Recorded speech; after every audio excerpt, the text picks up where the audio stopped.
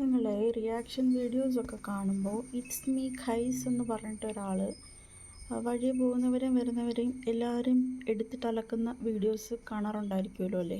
പുള്ളിക്കാരൻ്റെ മെയിൻ ടാർഗറ്റായിരുന്നു രേണു സുധി. പിന്നെ ആരെന്ത് ചെയ്താലും അങ്ങർക്ക് കുറ്റമാണ്. ഓക്കെ, ഇവർ ചെയ്യുന്നത് എന്താ, മലയാളത്തിൽ ഒരു പഴഞ്ചൊല്ലുണ്ട്, ഇല നക്കി പട്ടിയുടെ കിറു നക്കി പട്ടി.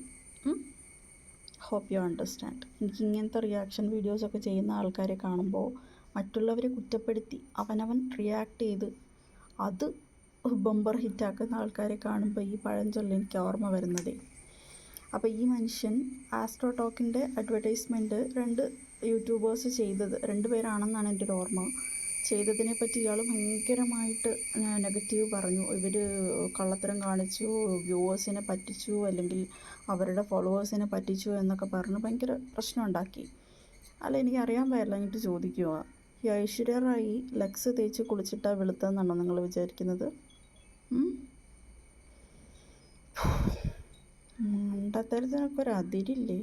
ആസ്ട്രോ ടോക്ക് ഉണ്ടാക്കിയവനെ പറഞ്ഞിട്ടുണ്ട് അവൻ്റെ ബിസിനസ് എല്ലാം പൊട്ടി, അതിനുശേഷം രക്ഷപ്പെടാൻ വേണ്ടിയിട്ട് ഇന്ത്യയിൽ വിൽക്കാൻ പറ്റുന്ന ഏറ്റവും ബെസ്റ്റ് തിങ് അവനങ്ങ് വിറ്റു എന്ന്.